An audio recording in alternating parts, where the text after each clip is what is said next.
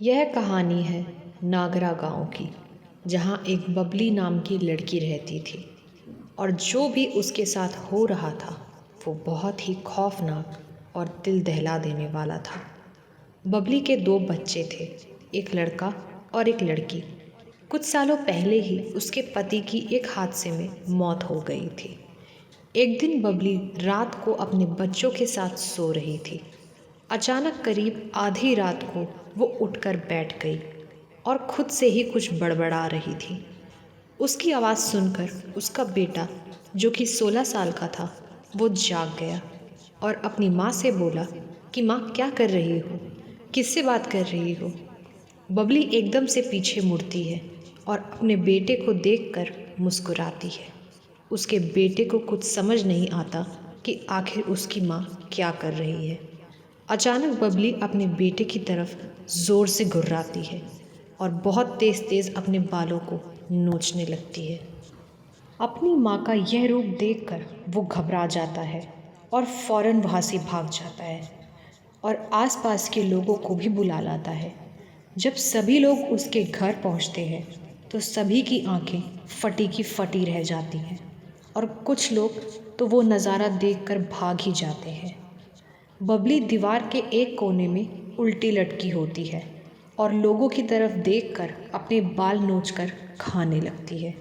उसका वो रूप इतना भयानक था कि लोगों की हिम्मत नहीं हो रही थी कि कोई कुछ बोल सके। गांव वाले उसके दोनों बच्चों को लेके घर से बाहर निकल जाते हैं और घर को बाहर से बंद कर देते हैं। किसी को कुछ समझ नहीं आता कि आखिर बबली को हुआ क्या है। सुबह तक तो वो ठीक थी, अचानक से उसे क्या हुआ। एक गांव वाला बोलता है कि इस पर किसी भूत प्रेत का साया है, इसे किसी को दिखाना पड़ेगा। सुबह होते ही बबली ठीक हो जाती है। उसे कुछ याद नहीं रहता कि रात को उसके साथ क्या हुआ था।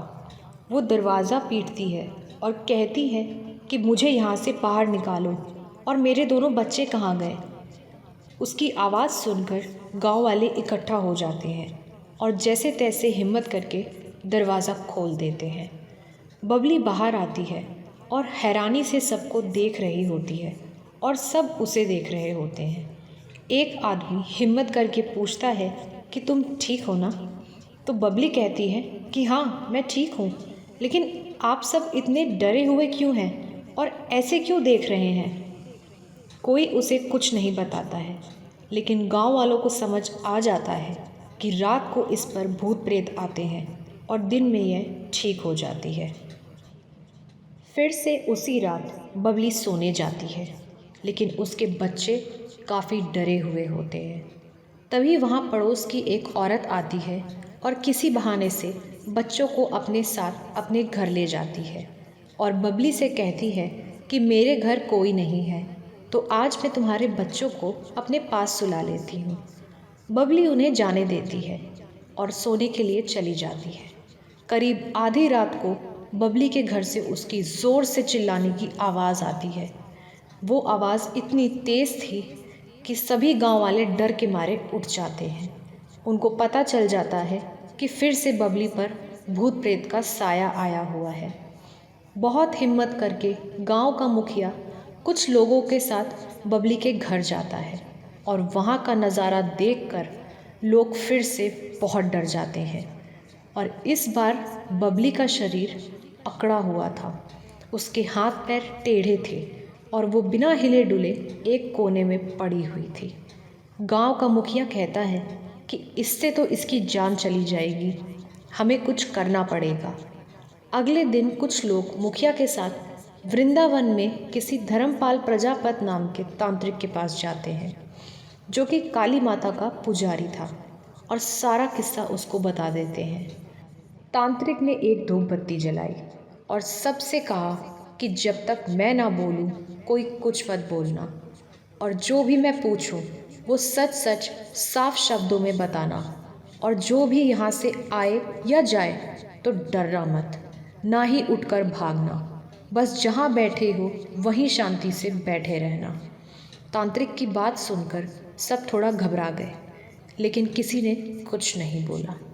तांत्रिक अपना काम जैसे ही शुरू करता है, वहाँ की चीज़ें हिलने लगती हैं, जैसे भूकंप आ रहा हो। तभी तांत्रिक एक तरफ देखता है और बोलता है कि इधर आओ राम सिंह, और पता लगाओ कि बबली के साथ क्या हुआ है और ये कौन है। सभी यह देखकर हैरान थे कि जहाँ देखकर वो तांत्रिक बोल रहा था वहाँ कोई नहीं था। कुछ देर बाद तांत्रिक आंखें बंद करता है और कहता है, राम सिंह कहाँ पहुँच गए। राम सिंह कहता है कि मैं बबली के घर के पास हूँ, यहाँ बहुत सारे गमले रखे हुए हैं। तब तांत्रिक लोगों से पूछता है कि बबली के घर के पास बहुत सारे गमले हैं क्या। सब हाँ बोलते हैं और हैरान हो जाते हैं कि तांत्रिक को ये सब कैसे पता। तब तांत्रिक राम सिंह को घर में जाने का हुक्म देता है, लेकिन राम सिंह कहता है कि मैं मकान मालिक की अनुमति के बिना घर के अंदर नहीं जा सकता। तांत्रिक कहता है कि हाथ जोड़कर बोलो कि मुझे अंदर आने की अनुमति दे, तब तुम जा सकते हो। राम सिंह ऐसा ही करता है और घर के अंदर चला जाता है, लेकिन वहाँ बबली नहीं होती। राम सिंह तांत्रिक को ये बात बता देता है और तांत्रिक कहता है कि तुम जेवर जाओ, वहाँ तुम्हें बबली मिल जाएगी। राम सिंह जेवर जाता है और उसे वहाँ बबली मिल जाती है। वो जैसे ही बबली के पास पहुँचता है तो बबली को ज़ोर से झटका लगता है और वो बुरी तरह गिर जाती है। राम सिंह तांत्रिक को बताता है कि बबली मिल गई है, तो तांत्रिक कहता है कि उसके साथ जो भी है उसे लेके यहाँ आ जाओ। तांत्रिक बाकी सबसे कहता है कि अब तुम लोग जा सकते हो, अब बबली ठीक हो जाएगी। सब लोग वहाँ से अपने गांव लौट आते हैं और बबली के घर जाते हैं। बबली शांति से सो रही होती है। तभी मुखिया के पास तांत्रिक का फ़ोन आता है और उसकी बात सुनकर मुखिया घबरा जाता है। तांत्रिक कहता है कि जो भी बबली के ऊपर है वो खुद काली का भक्त है। मैं इस मामले में आपकी कोई मदद नहीं कर पाऊँगा, वो मुझसे ज़्यादा शक्तिशाली है। मुखिया कहता है कि कोई तो उपाय बताइए, वरना ऐसे तो बबली मर जाएगी। तांत्रिक कहता है कि हवन कराओ, काली माता की पूजा पाठ करवाओ। अगर उसका मन हुआ तो ही जाएगा, लेकिन पूजा पाठ करने से वो बबली को कोई नुकसान नहीं पहुंचाएगा। आज करीब 25 साल हो गए।